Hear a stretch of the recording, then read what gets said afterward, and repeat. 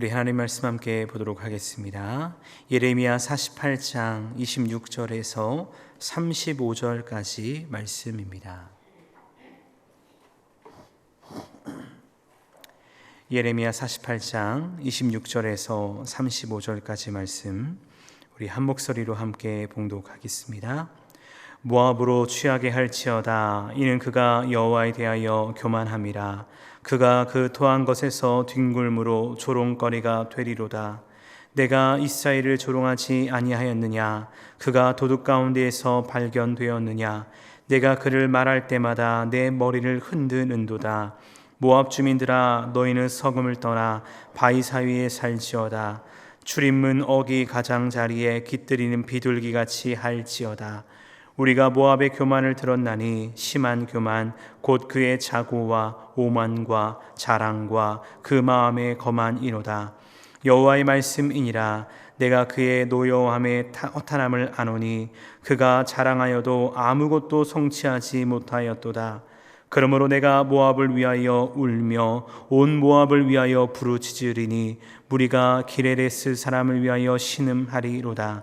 신마의 포도나무여, 너의 가지가 바다를 넘어 야셀 바다까지 뻗었더니 너의 여름 과일과 포도 수확을 탈취하는 자가 나타났으니 내가 너를 위하여 울기를 야셀이 우는 것보다 더하리로다. 기쁨과 환희가 옥토와 모압 땅에서 빼앗겼도다. 내가 포도주 틀에 포도주가 끊어지게 하리니 외치며 밟는 자가 없을 것이라. 그 외침은 즐거운 외침이 되지 못하리로다. 헤스본에서 엘르 알레를 지나 야스까지와 소알에서 호로나임을 지나 에글랏 셀리시아에 이르는 지역에 사는 사람들이 소리를 내어 부르짖음은 니무림의 물도 황폐하였음이로다. 여호와의 말씀이라. 모압 산당에서 제사하며 그 신들에게 분향하는 자를 내가 끊어버리리라. 아멘. 우리 함께 말씀 나누도록 하겠습니다. 우리가 어제 말씀을 통해서 모압이 심판받았던 첫 번째 이유가 우상 숭배였다라는 것을 살펴보았는데, 오늘 말씀에서는 그 심판의 두 번째 이유를 교만이다라고 말씀하고 있습니다. 여러분은 교만하면 떠오르는 성경 인물이 누가 있으십니까? 저는 교만을 떠올릴 때 이스라엘의 초대 왕이었던 사울을 떠올리곤 합니다. 사실 사울이 초대 왕으로 세워질 때 하나님은 사울을 향한 기대를 가지고 계셨습니다. 왜냐하면 그는 겸손한 사람이었기 때문입니다. 하지만 시간이 지나면서 그랬던 사울이 어떻게 되냐면 교만의 영에 사로잡혀서 자신이 선지자의 일을 대신하려 하고 하나님의 자리에 앉아서 모든 부귀와 영화를 누리려고 하는 것을 보게 되었습니다. 그래서 결국 그는 블레셋과의 전쟁에서 죽임을 당하고 왕권의 자리에서 쫓겨나게 되었음을 우리가 말씀을 통해 알게 되어집니다. 잠언 16장 18절은 우리에게 이런 유명한 말씀을 전하고 있습니다. 교만은 패망의 선봉이요 거만한 마음은 넘어집의 앞잡이니라 라고 말씀하고 있다는 것이죠. 그런데 오늘 말씀에서 모압에 대한 문제가 드러나는데 그 문제의 중심에는 바로 이 교만이 자리 잡고 있었다는 것을 알게 됩니다. 오늘 26절 말씀에서 하나님께서 모압을 향해 이렇게 말씀하십니다. 모압으로 취하게 할지어다. 이는 그가 여호와에 대하여 교만함이라. 그가 그 토한 것에서 뒹굴므로 조롱거리가 되리로다. 하나님께서 계속된 모압의 심판을 선언하시면서 오늘 말씀에서 무엇을 말씀하십니까? 모압으로 취하게 할지어다 라고 말씀하십니다. 하나님께서 모압을 취하게 하신다는 것입니다. 근데 모압이 무엇으로 말미암아 취한다는 것일까요? 바로 하나님의 진노의 잔을 마심으로 모압으로 하여금 취하게 하신다라고 말씀하시는 것입니다. 그래서 제정신이 아닌 뒹굴거리는 그러한 모압의 모습이 나올 것이다 라고 성경은 말하고 있죠. 여러분, 흔히 세상 사람들이 술에 대해서 이야기할 때 술 먹으면 뭐 된다라고 이야기하지 않습니까? 술 먹으면 이렇게 멍멍이 된다, 막 이런 얘기 들어보셨을 겁니다. 얼마나 술을 먹길래, 아니 또 얼마나 먹이려고 하길래 이런 말이 나올까, 이런 문화가 있을까라는 생각을 하게 되어지는데, 물론 시대가 바뀌면서 이런 술 문화 또한 바뀌어야 한다는 것이 국민의 정서이지만, 종종 뉴스를 보면 사건 사고를 보면요, 아직 멀었구나 라는 생각을 하게 되어집니다. 어제도 뉴스를 봤는데 어떤 한 사람이 만취 운전을 하다가 경찰에게 걸린 것입니다. 그러면 순순히 내려서 그에 대한 처벌을 받으면 되는데, 그 경찰을 피해 음주운전을 하면서 도망가다가 도로 한복판에서 쓰레기를 치우고 있는 30대 환경미화원을 쳐서 그 자리에서 죽게 하는 그런 사고가 일어났다고 합니다. 여러분, 제정신이면 이런 사고를 낼 수 있을까요? 절대 그럴 수 없는 것이죠. 술에 잔뜩 취해 있다 보니까 이런 말도 안 되는 사건 사고가 우리나라 안에서도 일어나는 것을 종종 보게 되어진다는 것입니다. 근데 모압도요 마찬가지입니다. 하나님의 진노의 잔에 취한 모압이 어떻게 되는지 아십니까? 조금 전 읽었던 26절 말씀을 보니까 그가 그 토한 것에서 뒹굴므로 조롱거리가 된다라고 말하고 있습니다. 제정신이면 자기가 토한 것에서 어떻게 뒹굴 수 있겠습니까? 제정신이 아니기 때문에, 너무나 취해 있기 때문에 이런 조롱거리가 된다라고 성경은 말씀하고 있는 것입니다. 그리고 이렇게 조롱거리가 된 첫 번째 이유가 교만이며, 두 번째 이유는 너희가 이스라엘을 조롱했기 때문이다 라고 27절 말씀에서 이렇게 말씀하고 있습니다. 내가 이스라엘을 조롱하지 아니하였느냐? 그가 도둑 가운데서 발견되었느냐? 내가 그를 말할 때마다 내 머리를 흔드는도다.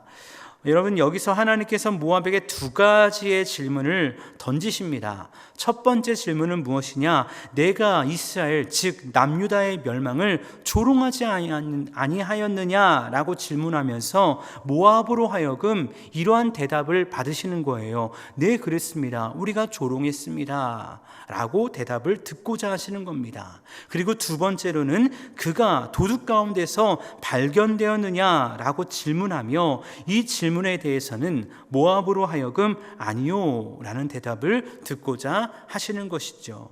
여러분, 사실 그랬습니다. 남유다가 여호야김 시대부터 바벨론에 의해 침략을 당하고 포로로 끌려갈 때 모압은 그러한 남유다를 바라보며 조롱하였습니다. 그를 말할 때마다 머리를 흔들며 쯧쯧쯧 거리면서 자신들은 평안하다, 자신들은 안전하다, 그렇게 자부하고 교만하며 살아왔던 민족이 바로 모압이라는 것입니다.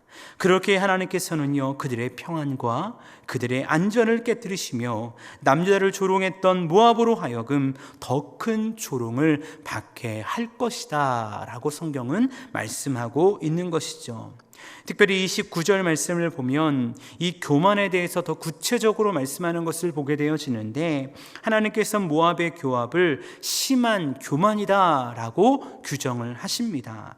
여기서 말하는 심한이라는 뜻은 히브리어도 메오드라고 하는데요, 이는 히브리어에서 최상급의 표현을 표현할 때 쓰는 그런 단어입니다. 그러니까 이 메오드라는 단어를 통해 우리는 당시 모압의 교만이 얼마나 심각했는지를 알게 되어지는 것이죠. 그래서 이 교만을 그냥 교만이 아니라 심한 교만이다 라고 말씀하고 있는 것입니다. 그리고 이 심한 교만이 모압의 삶 속에서 어떻게 나타났는지 말씀하고 있는데, 네 가지로 표현되고 있죠. 자고, 오만, 자랑, 거만, 이 네 가지로 이 교만이 어떻게 나타났는지를 더 구체적으로 설명하고 있음을 보게 되어집니다. 그런데 여러분, 이들이 아무리 잘났다 하더라도 우리가 계속되는 열방 심판을 통해 깨닫게 되는 것이 무엇입니까? 만군의 주 여호와 앞에서 이들의 교만, 이들의 자고, 오만, 자랑, 거만은요 아무것도 아니라는 것입니다. 이에 대해 오늘 본문 30절은 이렇게 그래서 말씀하고 있습니다. 내가 그의 노요함에 허탄함을 아노니 그가 자랑하여도 아무것도 성취하지 못하였도다. 여러분, 하나님이 아신다는 것입니다. 내가 아노니 라고 말씀하는 겁니다. 너희의 것이 아무것도 못하였도다 라고 말씀하고 있는 것입니다. 결국 우리가 모압에 대한 말씀에서 계속해서 나누는 것처럼, 보았던 것처럼 모압은 지금껏 지켜왔던 모든 것을 잃어버릴 겁니다. 앞으로도 그들은 그 어떤 것도 성취하지 못할 것입니다. 왜냐하면 이것이 모압을 향해 정해진 하나님의 심판이었기 때문입니다. 그러나 여러분, 보이는 심판이 전부는 아닙니다. 우리는 이번 주간 열방을 심판하시는 하나님의 메시지를 계속 나누고 있는데, 특별히 바벨론을 제외한 9개의 민족 중에서요, 모압에 대한 심판은 상당히 길게 나타나는 것을 말씀을 통해 보게 되어집니다. 이를 통해 하나님께서는 모압 곳곳에 하나님의 심판이 어떻게 나타날 것인지 수많은 지명을 통해 말씀하셨고요, 또 모압이 왜 이렇게 무서운 심판을 받는 것인지에 대해서도 그 이유를 구체적으로 말씀하고 있는 것을 보게 되어집니다. 근데 여러분, 이 말씀을 묵상하면서 저는 이런 생각을 하게 되었습니다.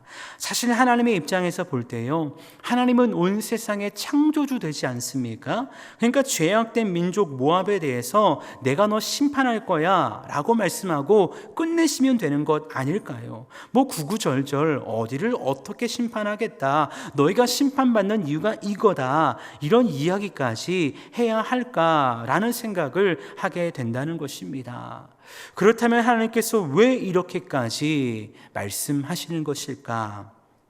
그것은 그들의 잘못이 무엇인지 깨닫고 다시는 그 죄악의 길을 가지 말라는 것입니다.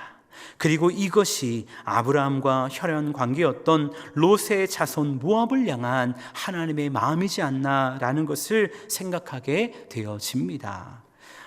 제가 요즘 저희 집 아이 중에서 첫째 딸 아이와 종종 신경전을 벌일 때가 있습니다. 아무래도 초등학교 5학년이 되다 보니까 사춘기가 찾아오고 별일 아닌데 그런 일 때문에 신경전을 벌이고 말다툼을 할 때가 있죠. 근데 사실 부모로서 권위를 갖고 야, 너 하지 마, 그러면 혼나 라고 이렇게 명령을 내릴 수 있죠. 그리고 그것으로 끝낼 수 있습니다. 왜냐하면 부모의 권위가 있기 때문에 그럴 수 있는 것이죠. 하지만 자녀를 사랑하는 부모라면 그러고 싶지 않은 것입니다. 그것이 왜 잘못된 일인지 설명해 주면서 대화하고 싶은 거죠. 그래서 내 자녀가 좀 더 좋은 어른으로, 좀 더 좋은 신앙인으로 자라나기를 원하는 것이 부모의 마음이지 않나라고 생각을 하게 되어집니다. 근데 저는 이 모압을 향한 이 긴 말씀들을 보면서 이 마음이 바로 우리 하나님의 마음이지 않을까라는 것을 깨닫게 되더라는 것입니다. 물론 심판을 돌이키기에는요, 이들이 너무 멀리 가버렸습니다. 그래서 모압은 이 무서운 하나님의 심판을 받을 수밖에 없습니다. 하지만 진짜 하나님의 마음이 무엇인지 아십니까? 오늘 26절 말씀 보니까 하나님이 모압을 향해서 이렇게 말씀하시더라고요. 모압 주민들아, 너희는 서금을 떠나 바위 사이에 살지어다. 출입문 어기 가장자리에 깃들이는 비둘기같이 할지어다 라고 말씀하십니다. 저는 이 말씀을 묵상하면서 어떤 단어가 자꾸 마음에 와닿았냐면요, 살지어다 라는 단어가 마음에 와닿게 되었습니다. 물론 이 말씀을 원어상으로 보면요, 이런 해석입니다. 너희는 모압 땅에서 벗어나 바위 사이 거주하게 될 것이다 라는 저주의 말씀입니다. 왜냐하면 좋은 서금에 살았던 모압 사람들이 그 좁은 바위 사이에서 산다는 것은요, 말이 안 되는 것이고요, 큰 저주이자 수치였기 때문에 이 말씀을 원어상으로 볼 때는 저주의 말씀이 맞습니다. 근데 이 말씀에 나오는 비둘기라는 단어를 보면은 우리가 이 비둘기를 긍정의 요소로 또 오해할 수 있거든요. 근데 사실 여기서 말하는 비둘기라는 것은 이런 뜻을 가지고 있습니다. 바위가 많은 협곡 입구에 양편에 둥지를 튼 비둘기처럼 모압 사람들로 하여금 그 바위에서 살아라 라는 말씀의 의미인 것입니다. 근데 이 말씀을 보면서요, 저는 어떤 말씀과 비교를 해보았냐면 블레셋에 대한 심판과 비교를 해보았습니다. 우리가 지난 수요일에 묵상했던 블레셋에 대한 심판에서 블레셋을 유린하시는 하나님이 나오거든요. 근데 37장 4절 말씀을 보니까 누구까지 심판하시냐면 남아있는, 즉 도망친 블레셋 사람들까지도 철저히 심판하시고 유린하시는 하나님의 말씀을 보았다는 겁니다. 근데 모압을 향해서는 무엇을 말씀하십니까? 너희는 성읍을 떠나되 어떻게 하라? 살지어다 라고 말씀하고 있는 것입니다. 이어진 본문 말씀 가운데 특별히 31절에서 33절의 말씀을 보면요, 모압의 심판으로 인해서 탄식하시는 하나님의 마음이 또 나타납니다. 31절에서 이렇게 말씀하시지 않습니까? 내가 모압을 위하여 울며 온 모압을 위하여 부르짖으리니 라고 말씀하시면서 안타까워하시는 하나님의 마음이 등장하고 있다는 것입니다. 32절에서는 신마의 포도나무가 등장하는데 모압 땅에 있던 신마라는 지역은요, 포도나무 열매가 풍성하게 맺혔던 지역이었습니다. 그 열매가 얼마나 풍성했는지 그 가지가 바다를 넘어 야셀까지 뻗었다라고 말씀하고 있거든요. 근데 당시 신마에서 야셀까지는 약 17km의 거리였습니다.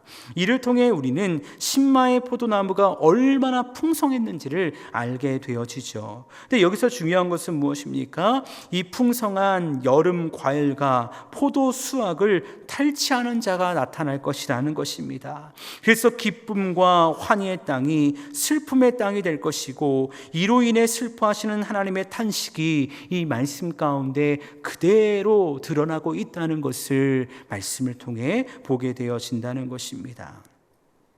사랑하는 여러분, 이 말씀을 통해 우리가 깨닫게 되는 것이 무엇입니까? 하나님도 아프시다는 겁니다.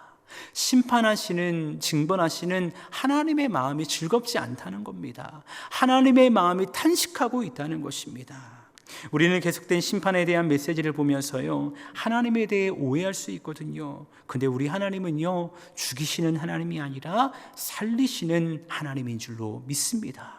그것이 우리 하나님의 본심이라는 것 우리가 깨달아야 한다는 것이죠. 에스겔 16장 6절 말씀에 보면요, 이런 말씀이 있습니다. 내가 내 곁으로 지나갈 때에 내가 피투성이가 되어 발짓하는 것을 보고 내게 이르기를 너는 피투성이라도 살아 있으라. 다시 이르기를 너는 피투성이라도 살아 있으라. 이런 말씀이 주어집니다. 이 말씀은 남유다를 향한 하나님의 말씀인데, 누가 이렇게 피투성이를 만들었는지 아십니까? 다른 사람이 아닙니다. 바벨론이 아닙니다. 바로 하나님이십니다. 하나님께서 에스겔을 통해, 앞선 말씀을 통해 무엇을 말씀하시냐면 가증한 예루살렘 내가 황폐하게 하겠다라고 말씀하십니다. 불에 때우는 땔감으로 내가 예루살렘을 사용할 것이다. 그들을 심판할 것이다 라고 말씀하십니다. 그러나 그렇게 처참한 심판 가운데도 그들을 향한 진짜 하나님의 마음이 무엇이냐? 너는 피투성이라도 살아있으라. 다시 이르기를 피투성이라도 살아있으라. 이것이 진짜 하나님의 마음이었다는 것입니다. 사랑하는 여러분, 혹시 오늘을 사랑하는 우리의 삶 가운데 이 말씀을 보면서 한번 생각해 봤으면 좋겠습니다. 사실 이번 주 한 주간 이 심판에 대한 메시지를 나누면서 참 마음 가운데 여러 가지 생각들이 있었습니다. 심판의 메시지를 보면서 마음이 어렵지 않을까, 하나님에 대해 오해하지 않을까라는 그런 생각들이 있었습니다. 네, 여러분, 이 말씀을 묵상하면서 한번 생각해 봤으면 좋겠습니다. 원치 않는 상황과 환경으로 인해서, 또한 고통과 질병으로 인해서 혹시 피투성이가 된 것 같은 모습으로 우리의 영혼이, 우리의 마음이, 우리의 가정이 서 있지는 않으십니까? 사실 요즘 질병으로 인해서 고통당하는 많은 지체들, 그리고 그 가족들을 볼 때마다 그분들의 마음이, 그분들의 상황이 마치 이런 마음이지 않을까라고 생각하며 함께 중보하며 기도할 수밖에 없는 그런 모습을 보게 되어집니다. 근데 여러분, 그럴수록 잊지 마시기 바랍니다. 우리 하나님 사랑의 하나님이시며 우리 하나님은 회복시키시는 하나님이라는 것을 잊지 않기를 바랍니다. 그렇게 이 말씀이 오늘 우리에게 위로의 말씀이 되길 원합니다. 너희는 살지어다 라는 이 말씀, 너는 피투성이라도 살아있으라, 이 말씀이 우리에게 진정한 위로가 될 수 있기를 간절히 주님의 이름으로 축원합니다. 그래서 사랑하는 여러분, 이 말씀을 의지하여 이 새벽 우리가 하나님 앞에 이렇게 고백하길 원합니다. 하나님, 아무리 힘들고 아무리 어려울지라도, 아무리 절망의 소리가 들려올지라도 살아있겠습니다. 정말 살아있는 그리스도인데요, 끝까지 믿음의 경주를 달려가겠습니다. 왜냐하면 우리 하나님은 살리시는 전능하신 하나님이기 때문입니다. 그분만 바라보겠습니다. 그분만 의지하겠습니다. 작은 신음으로 기도하는 자리 끝까지 지키겠습니다. 이 고백으로 주의 영광에 쓰임받으며 승리할 수 있는 저와 여러분 모두가 될 수 있기를 간절히 주님의 이름으로 축원합니다.